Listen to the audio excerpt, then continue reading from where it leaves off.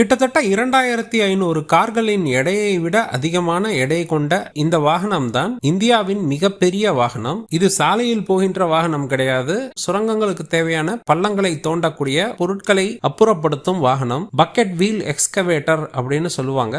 ஒரு சுழலும் சக்கரத்தில் பல பக்கெட்டுகள்னு சொல்லக்கூடிய பாகங்கள் இருக்கும். இது அங்கிருக்கும் மணலை வெட்டி எடுத்து கன்வேயர் எனப்படும் நகரும் அமைப்புல போடும். NLCயில் பயன்படுத்தப்படும் இந்த 2600 டன் எடை கொண்ட இந்த வாகனம் தான் இந்தியாவிலே உள்ள மிகப்பெரிய வாகனம். இது உடனே இது வாகனம் கிடையாது, இது ஒரு பக்கெட் வீல் எக்ஸ்கவேட்டர்னு சொல்வீங்க.